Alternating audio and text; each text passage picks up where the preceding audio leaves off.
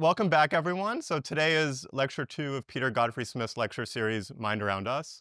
Okay, so now my first encounter with Peter's work is one I've since come to learn is actually quite a common story. I was an undergraduate interested in philosophy, and I wanted to know what philosophy of science was all about. Fortunately, Peter's justly famous textbook, Theory and Reality, fell into my hands.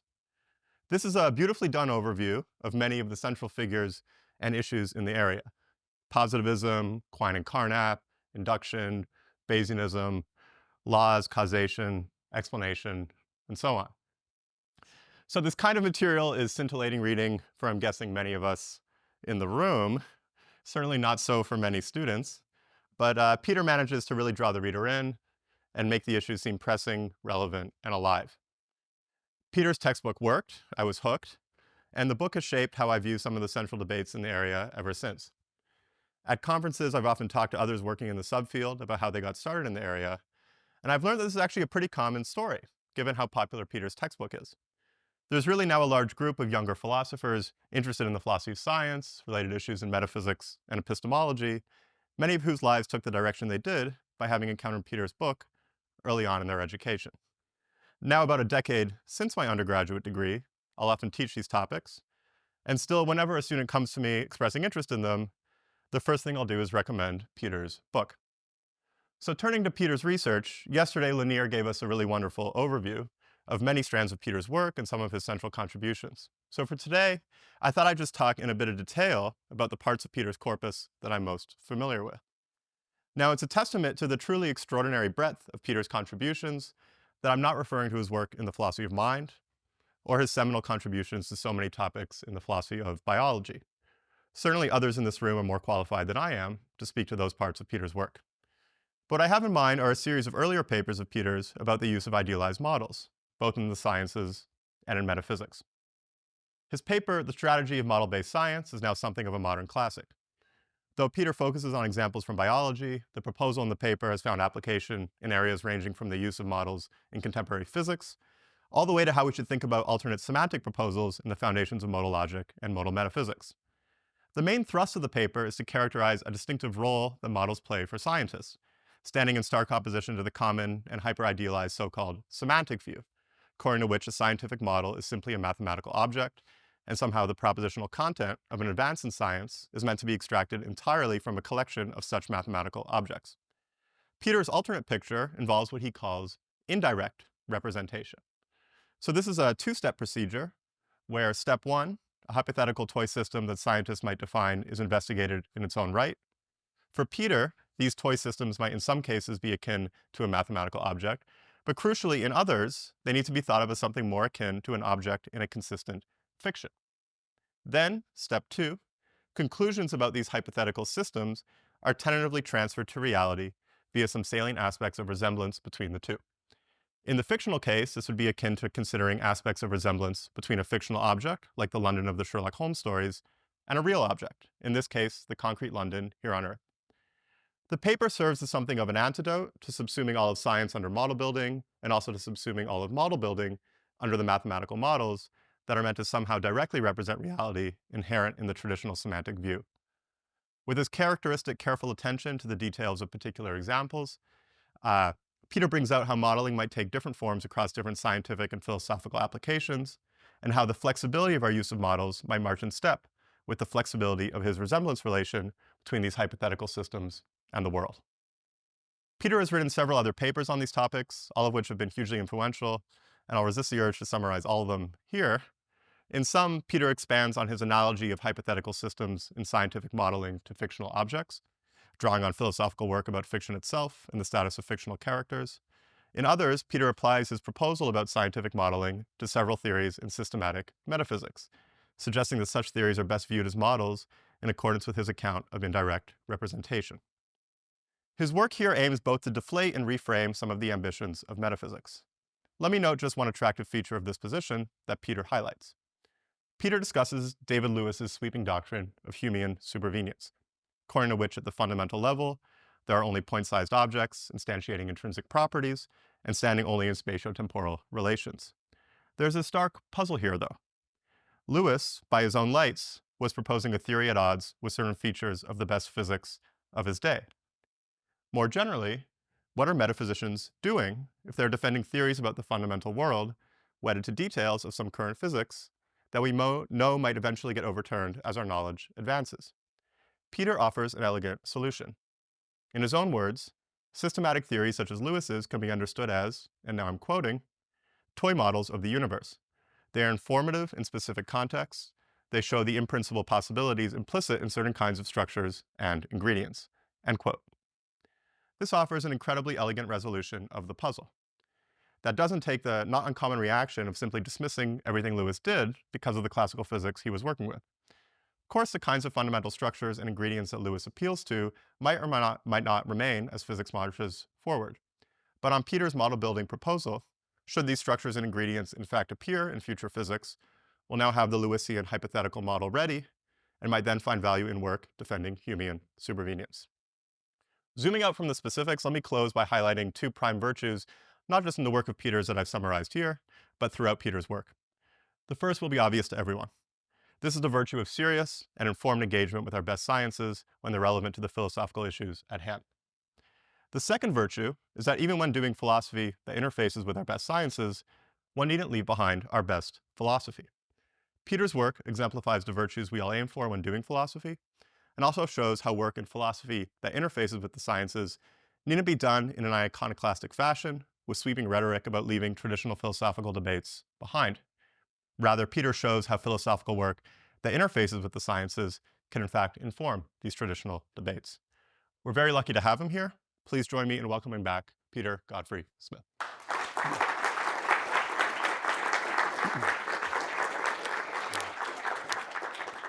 Thank you so much. I really appreciate that. Okay, the aim of these lectures is to explore minimal minds, the simplest kinds, in a biological setting. I'm wary of in versus out distinctions. These guys have minds, these guys don't, as the concepts that we have are vague now, I think, and will probably change. So the strategy I'm following is to find some good dimensions, some good variables, and evolutionary paths that relate to minds like ours, and also to others, and to other things that we don't usually think have minds, and look at the relations between simple and complex cases with respect to those variables and paths, and not worry too much, at least most of the time, about where the boundary is for the thing that we started from. In the first lecture, I had a history of life and a rough survey, especially in animals, of the evolution of behavior. And then I talked about attempts to understand the sort of minimal features of control systems, minds in a very broad sense, with the aid of two models. Model one, networks that achieve information processing. And model two, large-scale dynamic patterns, especially oscillations, but not only oscillations in principle, that are modulated by events and that provide a different kind of, in some ways, more holistic control system. Now, the relations between the two are unclear, especially in situations where the organism has a nervous system. They're variable across cases. They're not really rivals. And part of the point of these lectures is to think about what happens when you bring these two kinds of control together. Last time, I followed mainly a Model 1 related path, talking about simple and more complex networks inside cells, inside organisms, across organisms. And part of the point was that Model 1 networks are permissive on questions of selfhood. The boundaries between one organism and another don't matter that much. How does the idea of an information processing or information-bearing network avoid trivialization, where everything gets included? Why aren't these things everywhere where there are causal chains? Well, here I link to the idea of a consequence etiology, using terminology from Larry Wright's work back in the 1970s.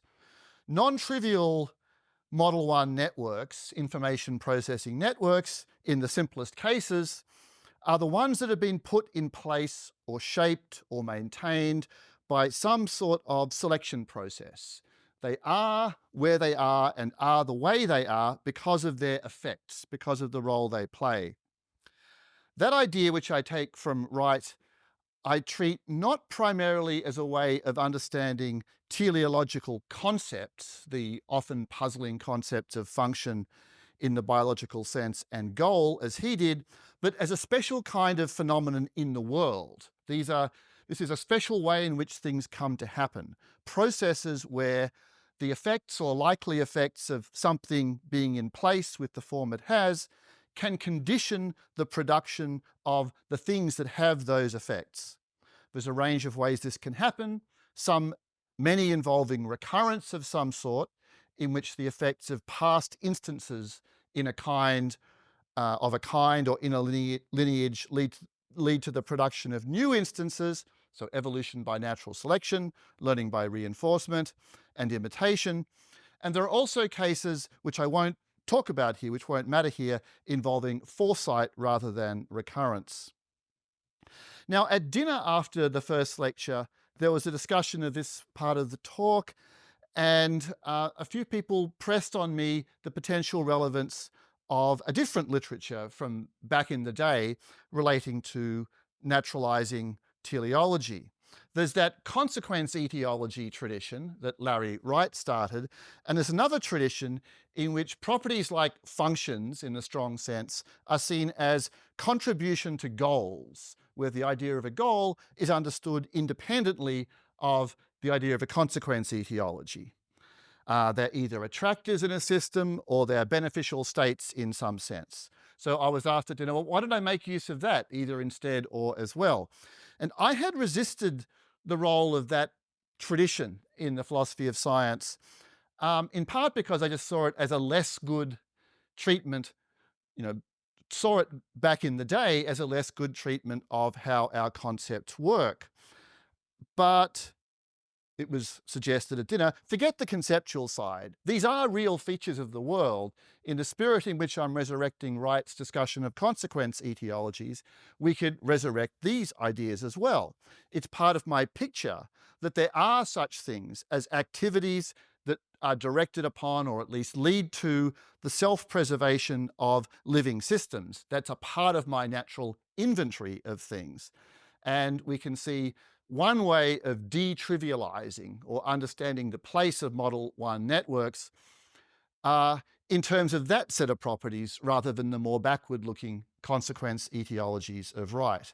And I went to bed last night and thought, yes, actually, I think they're right. Hayden, the grad student, and Rosa, I think, pressing me on this point. So I would like to embrace that idea. Okay, that is where lecture 1 ended.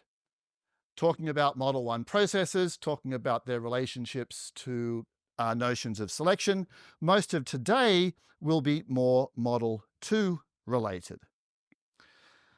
And the first point I want to talk about is the way that one thing I want to talk about is the way the kind of selfhood and boundedness that is secondary and contingent and not a big deal in Model 1 processes, that becomes more of a big deal. It goes to center stage when we're talking about Model 2 processes.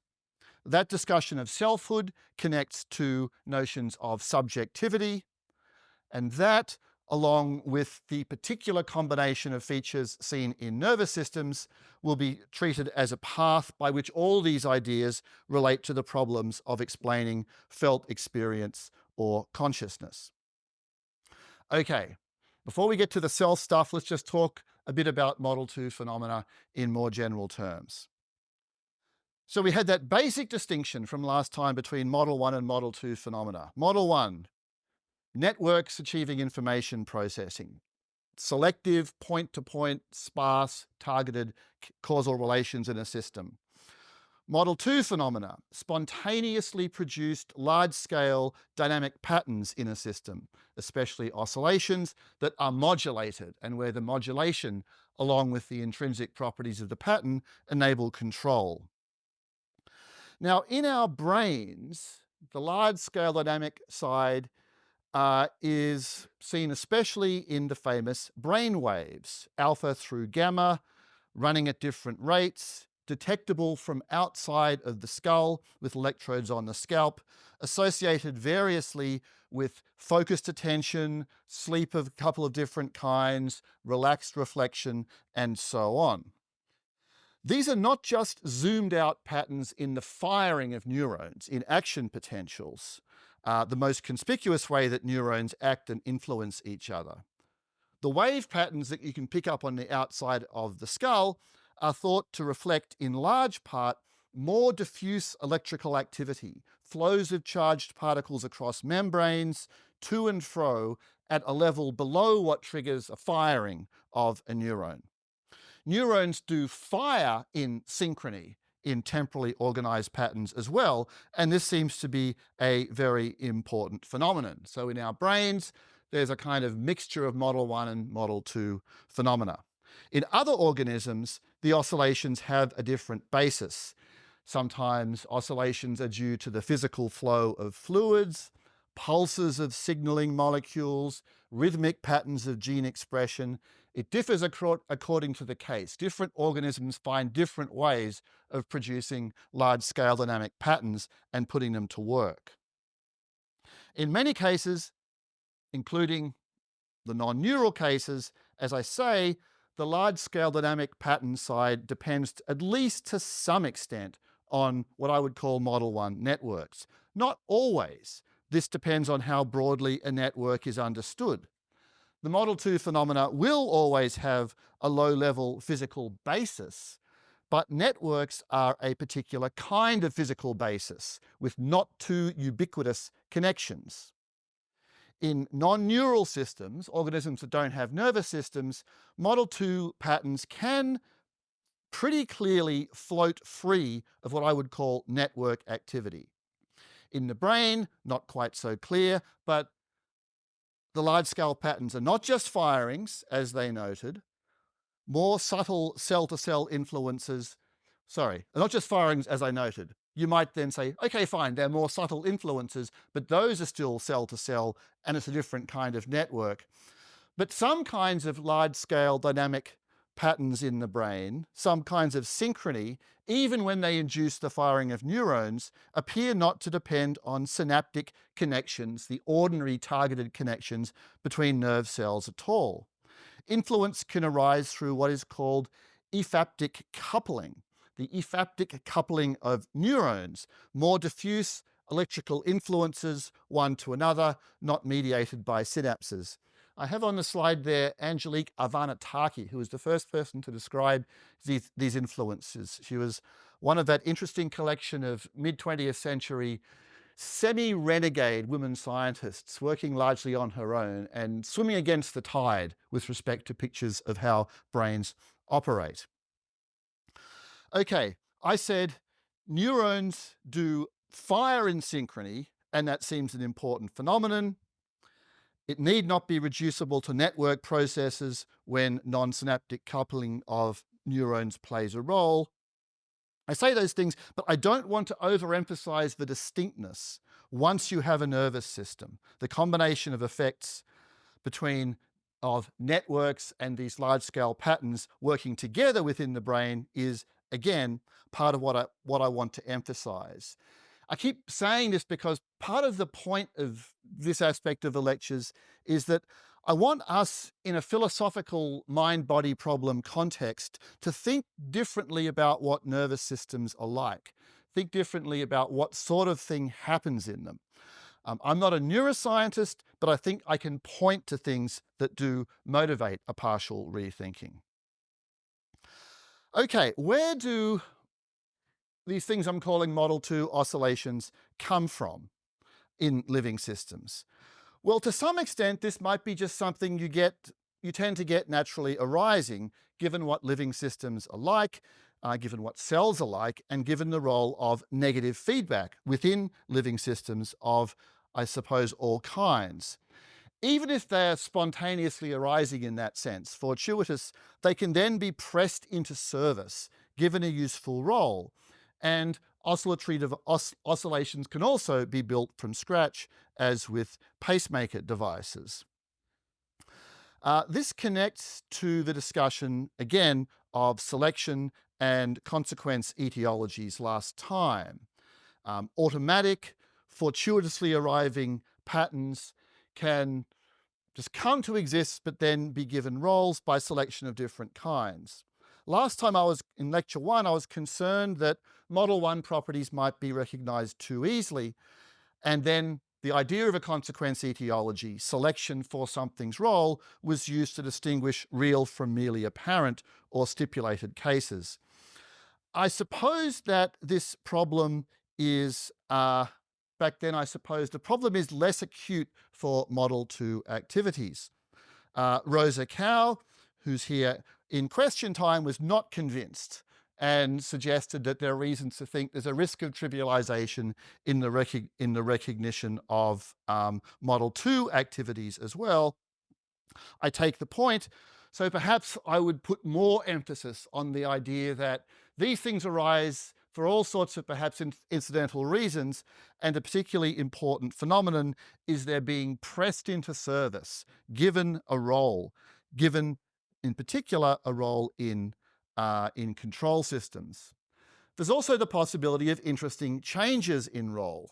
Looking at animals like corals and jellyfish, which are models for the very first, in the evolutionary sense, forms of animal action, looking at animals like that, radially organized structures and radially organized behaviors, such as jellyfish swimming, corals like this soft coral coordinating their reach for food, are particularly important. So if you want to radially organize a whole body action, that will require some kind of oscillatory pattern in the control system. And from there, you might use that pattern, initially produced for one particular role, as a platform for the control of other things that you're doing. As Mac Pisano, a neuroscientist from the 60s, emphasized, and we talked about this in question time yesterday, as he emphasized, very weak signals in sort of relatively simple organisms can be made efficacious when they modify an oscillating pattern. And this also provides a natural platform for integration of those weak signals. Also, in relation to these origination questions, large-scale dynamic patterns of some kinds arise in neural organoids, lab-cultured collections of human cells are the size of 1 million cells or so, roughly on that scale. These are stem cells originally from humans that are encouraged to grow into neurons and then to form, spontaneously form networks and collectives. And when they do that, this can include the production of large-scale dynamic patterns of the sort that we see in natural brains. This suggests that oscillatory activity seems to be deep in the basic dispositions of collections of neurons, at least of our sort. Now, I gave a sketch of how diverse these Model 2 phenomena are in Lecture 1. The category can be drawn too broadly. So it covers any sort of rhythm. If a biological process that's oscillatory is designed just to keep you in touch with a natural external rhythm, such as a day-night cycle, I don't think that counts as an important case, at least unless it's pressed into some other role. A lot of plant growth is organized around pulsing patterns of gene expression. Not totally sure about cases like that, though it does have the extra feature that rhythms are being used not to deal with external cycles and rhythms, but as an organizing tool. Cycles in time are being used to lay out a structure in space. Oscillations do seem important in biological control, though, and they're used over and over again, rediscovered or allowed repeatedly to arise and take on a new role. I emphasized last time some oddities, such as slime molds. These are oddities because the organism is trying to move, unlike most plants, but do so without a nervous system. And that brings to mind another, where is the slide for this guy? Yes, no, that's the wrong one. That's the right one. That brings to mind another odd case, the animal called Trichoplax. This is one of the very few animals without a nervous system. And unlike the other main example, sponges, these animals do move. They're microscopic barely. They're very small, they crawl along surfaces, and recently slow oscillatory patterns in their behavior have been reported. How it relates to internal mechanisms is not known. Now, I could spend a long time on this. I did a little bit of it yesterday. There's a remarkable menagerie of cases, but many of them are not well understood or not well understood by me. I will say more about the neural cases later on when we return to clearly mental phenomena. But first, I want to look at some more in-principle contrasts between these kinds of phenomena and the Model 1 phenomena discussed in the earlier lecture. Okay, we saw that Model 1 setups are permissive, undemanding, tolerant in relation to units. You can be pretty sure there's a computational process going on and that it has been put there by a kind of selection, while not being so sure about whether it's a process within organisms, across organisms, a kind of blend of the two. This makes sense when you think about the resources required. All you need is a decent channel, a send-receive, or a read-write system, or some integration capacity. Model 1 networks, I said, do have a constitutive link, when not trivial, to processes of selection of various kinds, but this might be a single evolutionary process or a selection process in a collection of organisms that are interlocked, as in sender-receiver models, or, as I say, a mixture of both. So I'm emphasizing the relative freedom of Model 1 phenomena from boundaries, units, and selves. They can be organized in those ways, but they don't have to be. They're tolerant with respect to those phenomena. Model 2 phenomena are different in this way. Selves are less optional here. Model 2 phenomena are not so easily spread across individuals, although there are some exceptions. When we think about the basic requirements of a Model 2 phenomenon, as opposed to Model 1, well, you have to have a certain amount of tightness of integration. You have to have a certain amount of contact and tight connection between more different kinds of parts. They also require the metabolic control of energy. They exist in objects that are more physically integrated and cohesive. That itself doesn't mean that they are bounded. So that feature of a kind of self-concept is not something that automatically follows in this case. In the first lecture, I mentioned bacterial biofilms and the signaling that takes place within them. You have clumps and sheets of bacterial cells on our teeth, in pipes, on other surfaces, where these are sometimes taken to be objects where it's not clear whether we have a single organism-like unit or a higher level individual, something part way to being an organism in its own right. They're usually diverse communities of bacteria rather than just one kind of bacteria. Now, they're not well bounded, as I understand, except where the environment bounds them, where the teeth or the pipes stop. Bacteria within biofilms can signal to each other in several ways, with chemical messages and also electrically. And I said last time, this is an interesting case of a Model 1 phenomenon where you don't really know where the boundaries of the organism are, but you're pretty sure there's a certain kind of information processing going on anyway. All that I think is right, but biofilms also have at least glimmerings of large-scale dynamic properties, in particular oscillations.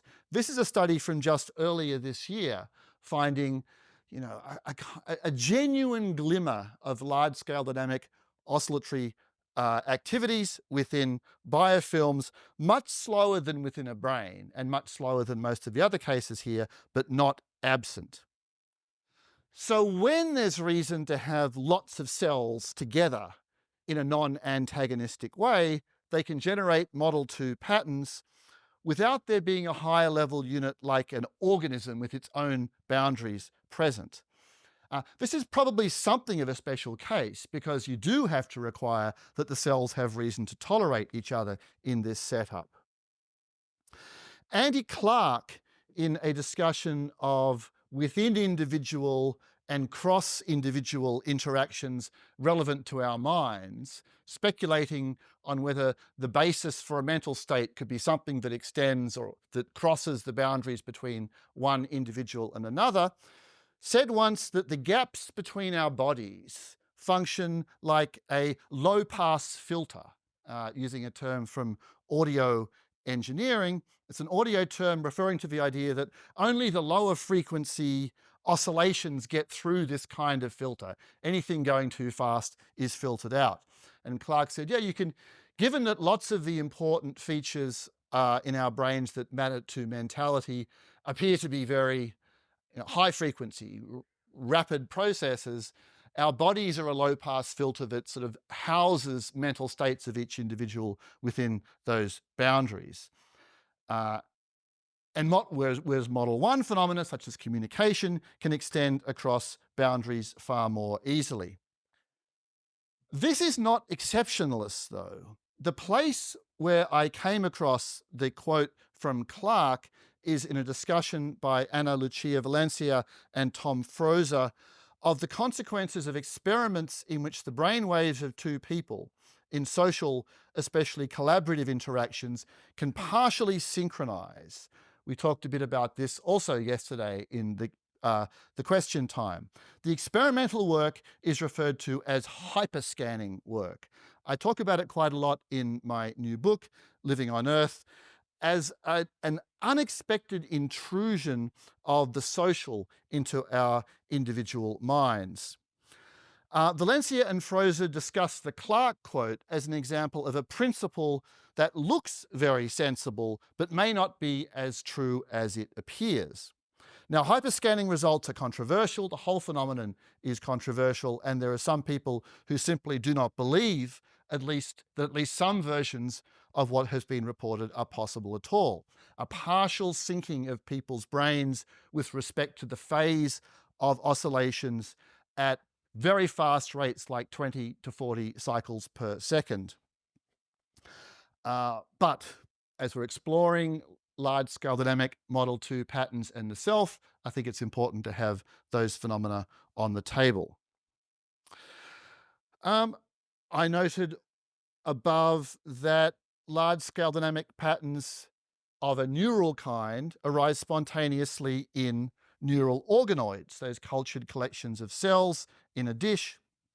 This illustrates the fact not just that these patterns are sort of naturally arising within neural networks of, well, neural structures of the kind that feature our cells, but they are truly spontaneous and appear not to require stimulus from the outside, at least not of the kind that nervous systems are used to.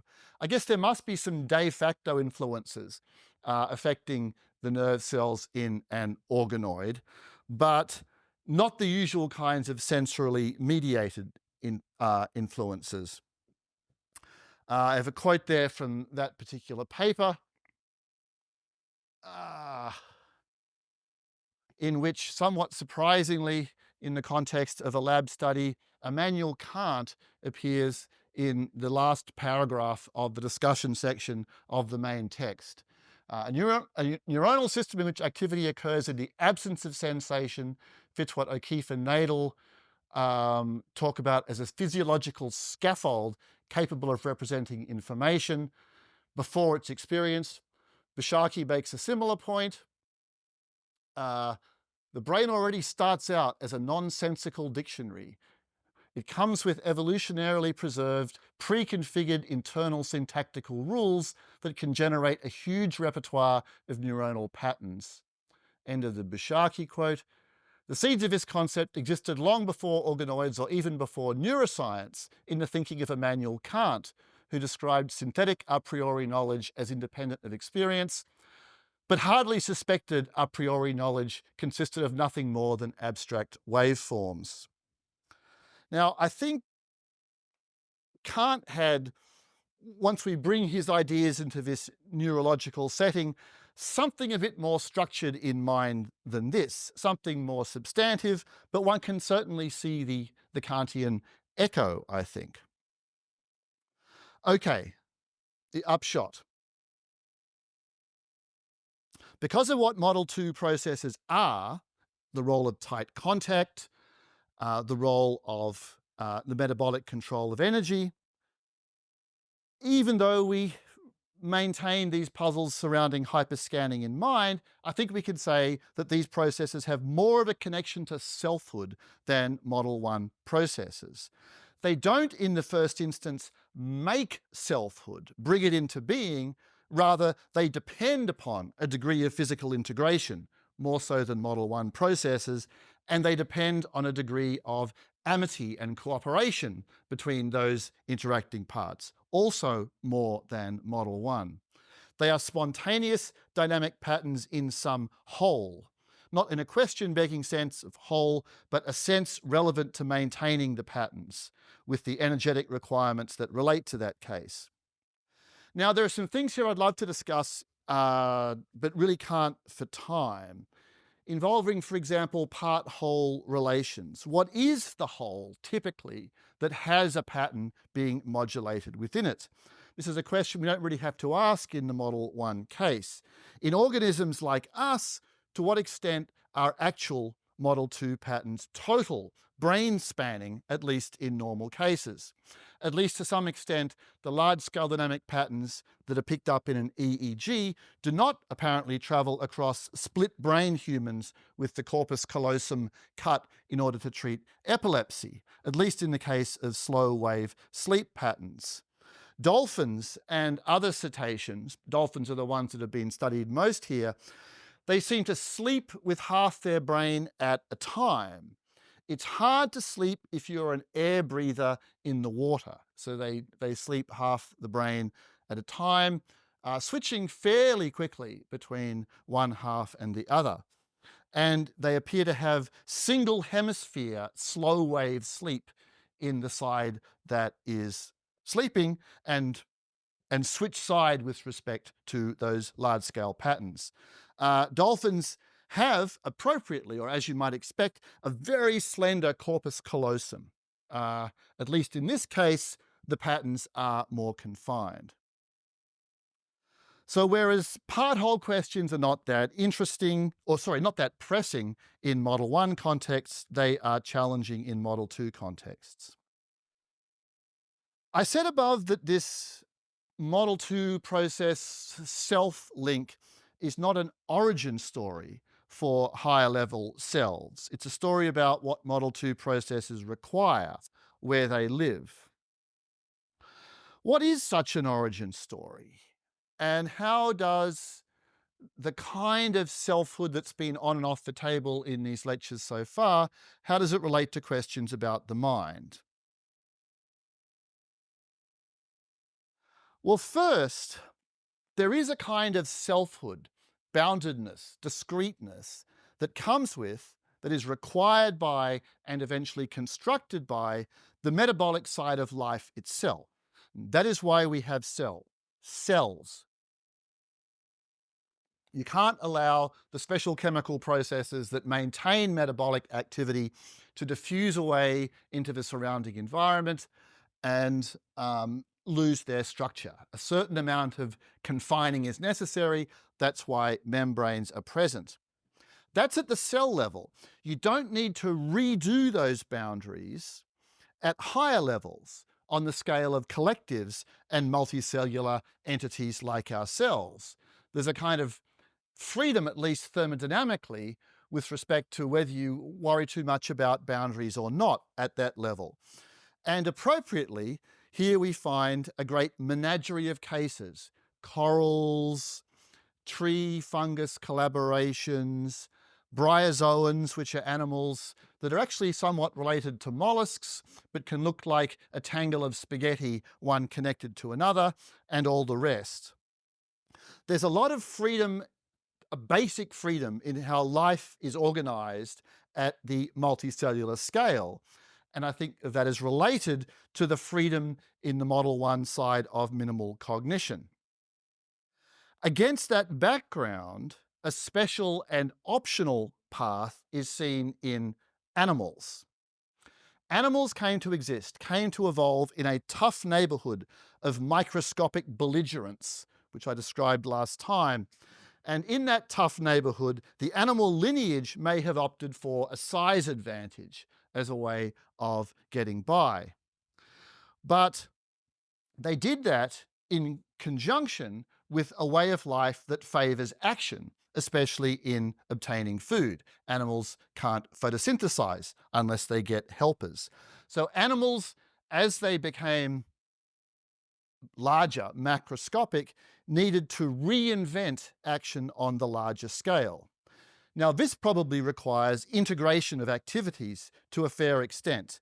The octopus reminds us that this can probably remain partial, but a fair amount of integration. It also favors a body plan that is reliably repeated, that recurs across generations.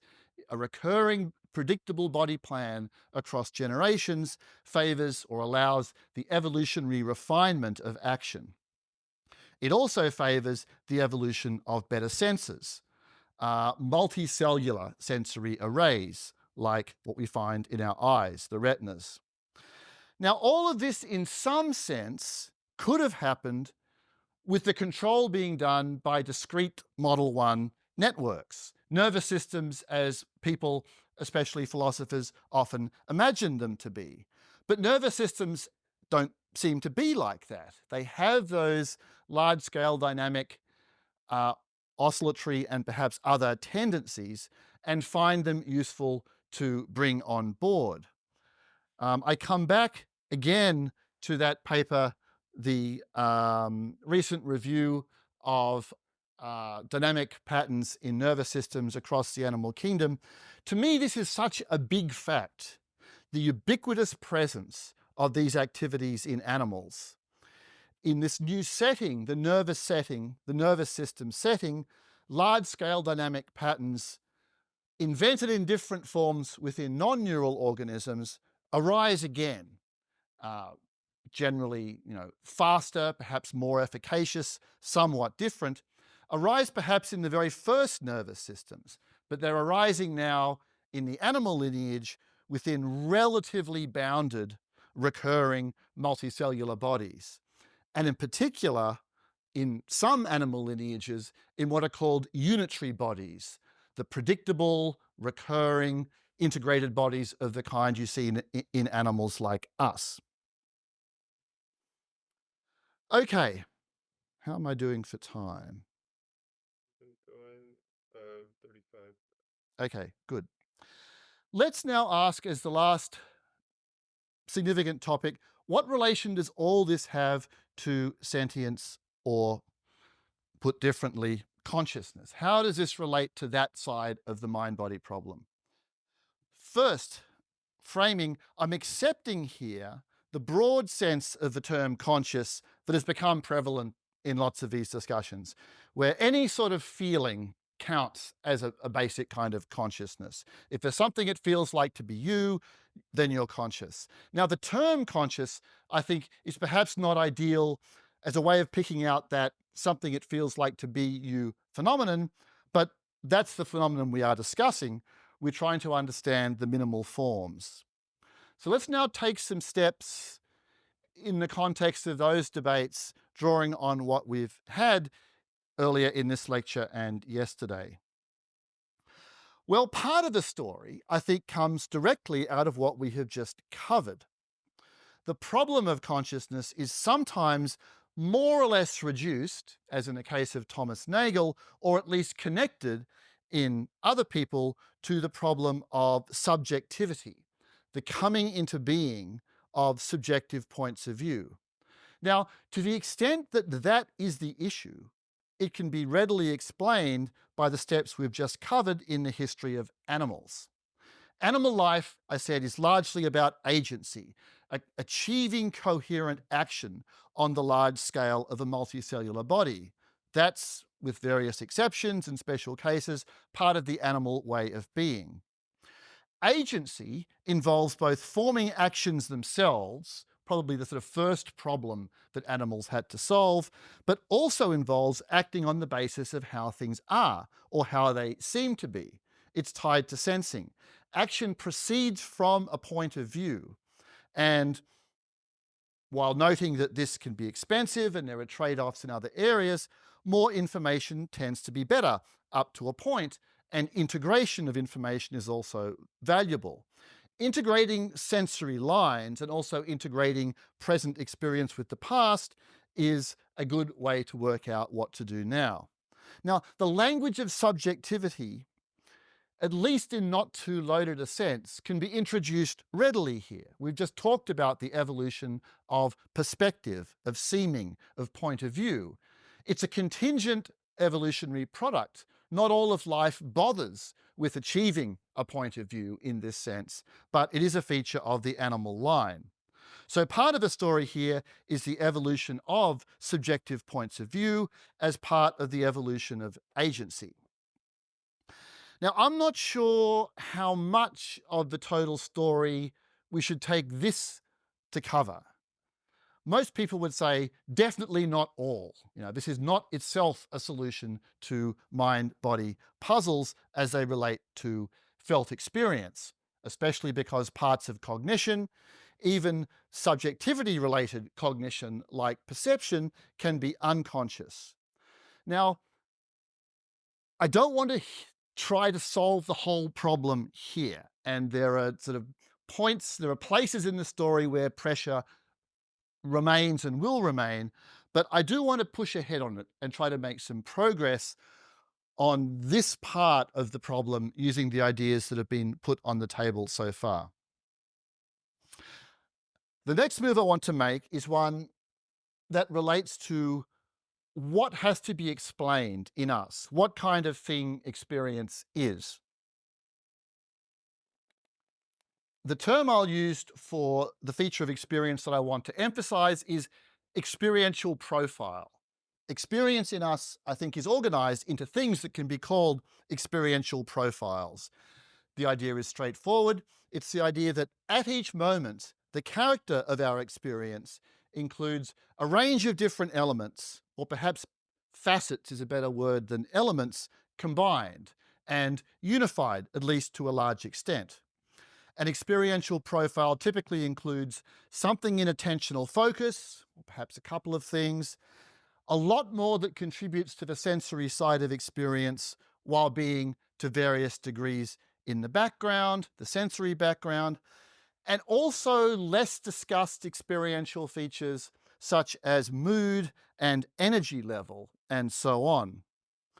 The example of a long-distance driver who is not attending to the road has been used to discuss these things, I think in a somewhat misleading way, at least since David Armstrong's work. The claim is often made that when he or she, the long-distance driver, is cruising along, focusing on a song on the radio or what they're planning to do tomorrow, sensory experience of other things is absent, and they can come to after driving many miles and realize that they've covered that distance while not while what? While not attending to the road, certainly. While not experiencing the road, this is where I want to press back a little bit. I think a more natural description of the experience of long-distance driving is that even if the driver is attending entirely to tomorrow's plans or that song on the radio, if they were not driving along and dealing with the road and doing so a certain number of hours from their last meal and on a seat with that particular shape and hardness, in a particular mood, good, bad, or neutral, it would feel different to them. It would feel different to be them at that moment. These are all parts of what it feels like to be a conscious being at a particular moment. So if we're going to use the what it's like criterion as a way of picking out basic features of conscious experience, all those things are part of it. How else might you handle things? You might say that things like energy level and mood affect experience, but only from the outside. They're not part of experience, but condition the way you experience the road or the way you experience the song. In my own case, at least, I find that redescription, phenomenologically much less plausible than a description based on the idea of an experiential profile, the way things feel at a moment with all the different facets that feed into that. This is supposed to be a phenomenologically available point, not an intuition in the sense familiar from analytic philosophy. It's supposed to be more like an observation about the thing we're trying to explain, the explanandum in us. It's defeasible. It's an observation, but it's still defeasible. In particular, it's possible to argue that the appearance of a whole profile as characterizing your experience at a moment is a consequence of our ability to switch very fast between having one thing in attentive and conscious experience and then having in less than a second, much less than a second, something else in there. So the idea, when I say the way it feels to be you driving along the road uh, is affected by all these different facets, including how long it's been since your last meal, how well lit the road is, and so on. It can be claimed that no, you think those things are parts of experience because you think those things are all parts of experience together because momentarily they can be in there, but then they get replaced by something else. Some versions of workspace views of consciousness, such as the view in Stan DeHaen's book, Consciousness and the Brain, have said things like this. Now, I'm going to assume that's not true, and that the experiential profile idea captures better experience as it actually is, not merely as it appears given a certain theoretical point of view. So and I think that the temptation to describe experience in terms of a succession of attentional foci is somewhat relieved by thinking about experiential profiles as an alternative way in which we can view the organization. So I'm going to assume that what has to be explained in biological or other physical terms is or includes this feature. Well, from here, there is a link to Model 2 activities and Model 2 phenomena in the brain. A context where this sort of thing has been discussed extensively is the literature on what's called the binding problem in relation to sensory experience, but especially visual experience in neuroscience over quite a few decades now. Now, I really like this paper by Maloney and Singer. I recommend that one as a sort of survey, but one that pushes a particular view. The idea behind this debate is there's a missing piece in some explanations of how visual experience works, where the missing piece of the explanation involves unity, the binding together of features into wholes. The fact that I'm seeing a bunch of colors here and I'm seeing a bunch of shapes, but colors and shapes are matched together in a way that yields a perception of a collection of colored objects. I'm not just processing color and processing shape in a separated or incoherent way. This has seemed not to be readily explainable in terms of separate streams being brought together in a standard network-based way. There doesn't seem to be a place where everything is or even could be, in all the complexity required, brought together in that combination. What has seemed likely, and this is defended in the paper by Maloney and Singer, is that there's a role for synchrony over long distances in the brain. Synchronization of oscillatory patterns unifies activity in different regions. I take the picture to be one where the background sub-threshold large-scale dynamic patterns help enable the firing of neurons to be synchronized, and that can unify activity in a selective way. Now, what kind of explanation is this? Why does it help? Why does it seem helpful? The title of the paper uses the philosophical phrase explanatory gap. How is it relating to the explanatory gap that philosophers care about? Well, it's possible to think, and people sometimes wonder, whether there could be a kind of reader for the synchronized states or the state of synchronization in the brain, a reader in the brain sensitive to synchrony. Why would that help? How would that help explain the felt character of experience? It might help on the cognitive side, the information processing side, to have some local variables that are conditioned by the two streams, the colors and the shapes, in the right way. But in relation to experience, why are we better off?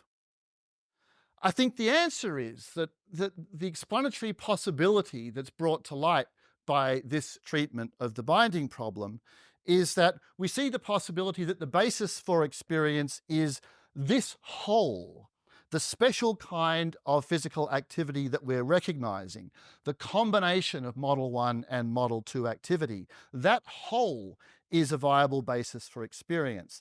It's viable without sort of feeding into a reader another step along the network. It doesn't need an addition of that kind. The idea I want to offer here is not so much based on the specifics of the mechanisms that people debate about in relation to the visual binding of features. It's more that the general experiential profile shaped side of experience, that aspect of experience, needs a general explanation despite the spread out character of processing in the brain. Now, a way that some people have tried to tackle this is with the idea mentioned briefly earlier of a workspace that brings elements together in a highly limited and selective way, and then tries to argue that some special mode of representation of what's in the workspace gives rise to a felt quality. In contrast, I suggest that experiential profiles are as rich as they seem. They are full of subtle background facets, mood, energy level, and so on, that condition the experience of whatever is in attention. And the basis for experience in the brain relies on Model 2 unification as well as the network properties. The suggestion is that brain activity considered as a Model 1, Model 2 combination has the right shape to be an explanation of experiential profiles, and that makes it a better candidate for the explanation of felt experience. Before leaving this, I'll just add a couple of minor points and then go on to a connection between that view of the explanation of experience and the question of minimal cases, minimal minds. The first sort of, well, the point I want to just add briefly is that as well as having this role in the explanation of unity and experience, large-scale dynamic patterns in our brains have very distinctive reflections in or associations in phenomena involving sleep of various kinds and anesthesia that provide general support for the picture. Okay. Suppose conscious experience in us is explained in part in terms of the evolution of subjectivity, that feature of animal life. And suppose there is also that large-scale dynamic pattern Model 2 contribution. What kind of difference does the Model 2 side make? In particular, if you didn't have that side, would you have a different kind of experience or no kind of experience at all? Now, this is the kind of question that makes me think our descriptive resources, the framework we're using here, our resources are sort of running out. But here's a suggestion, a sort of a re-expression of some of the ideas in a non-question begging way, at least.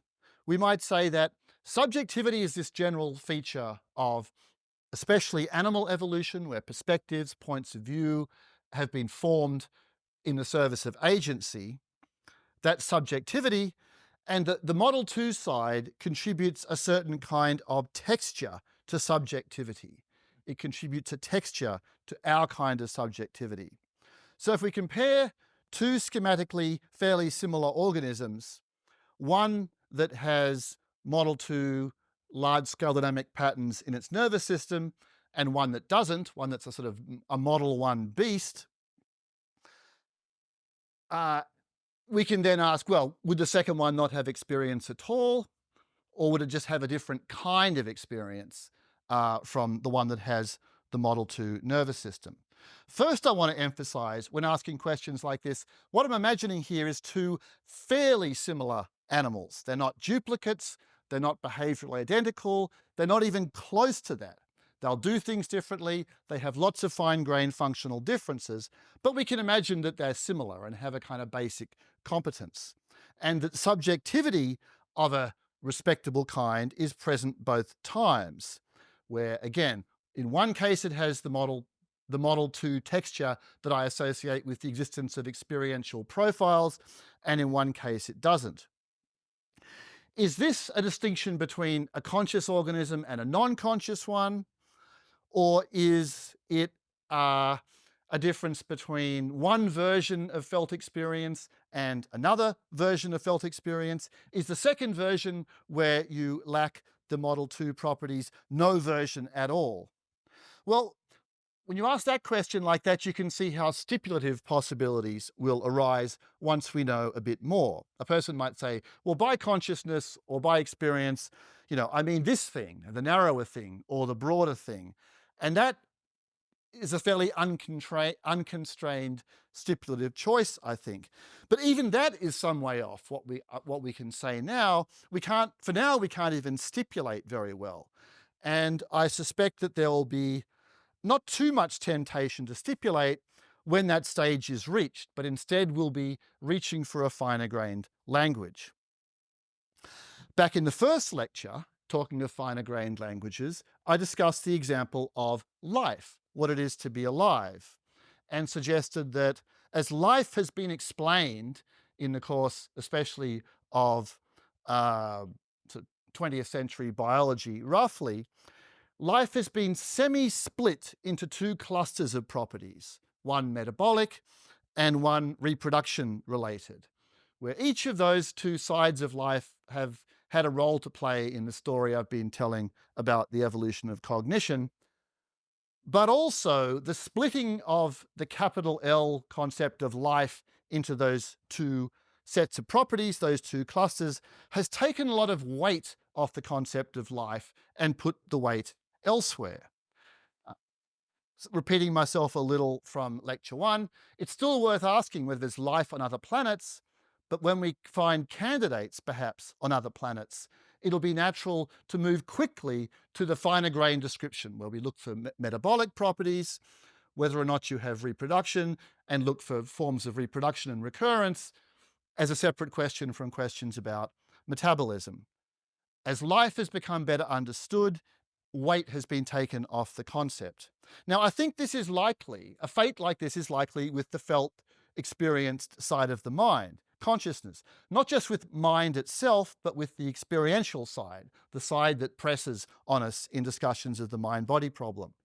We can't guess presently what a better framework will look like, a framework that will resolve the apparent unity, the puzzling unity of the what it's like to be property.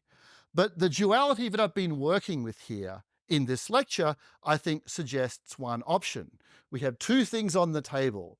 We have fairly schematic properties related to subjectivity, which are explained in terms of the evolution of agency, and we have the special physical properties of brain activity with that Model 1, Model 2 combination that I see as a good avenue to explaining experiential profiles.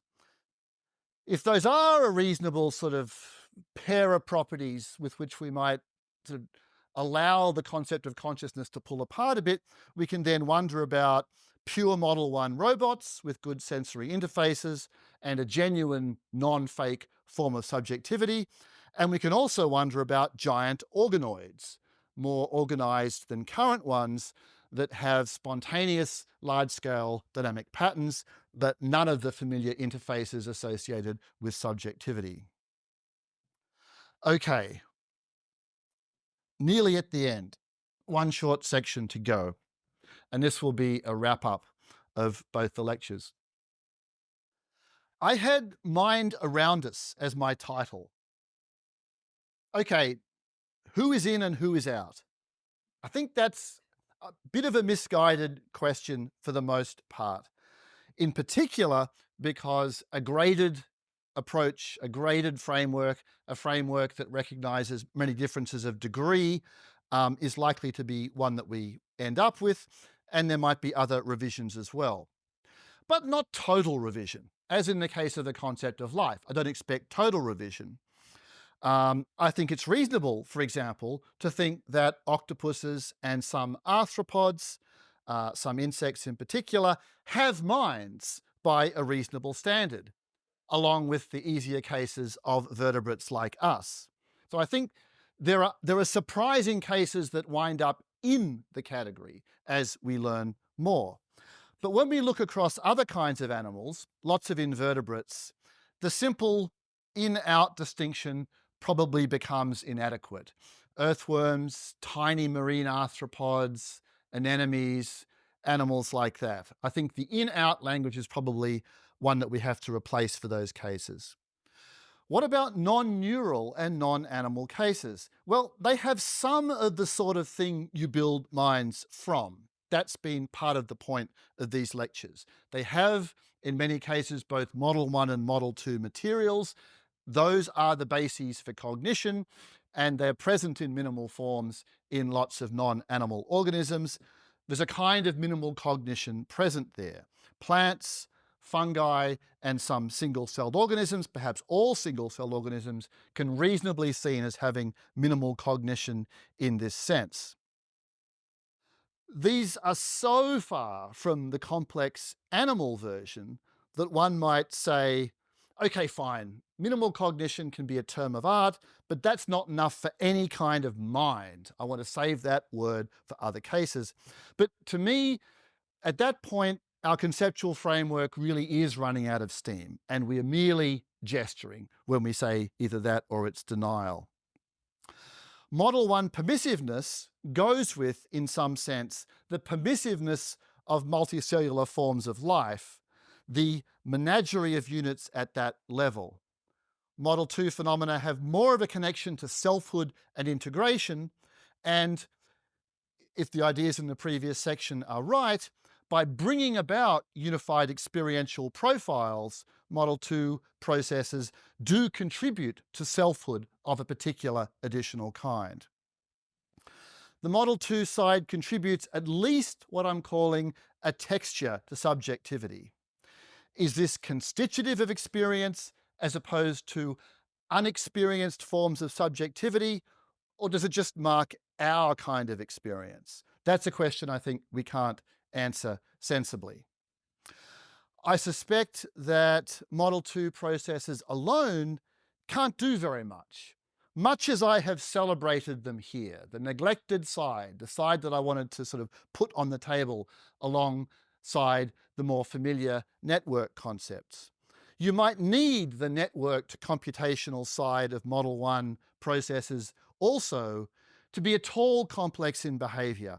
Otherwise, you might end up like a slime mold or a placozoan. Model 1 processes alone can do quite a lot. They might deliver, they do deliver present-day robots and might deliver something a fair way beyond that. But nervous systems seem to have an inherent Model 2 tendency, I've argued. And I suggest that that makes felt experience, some sort of consciousness, likely once you get complex animals with complex action. And this, I think, is a biochemical and evolutionary blessing, in a sense. If you think that experience, or perhaps subjectivity with a texture like ours, is generally or essentially a positive feature of the world.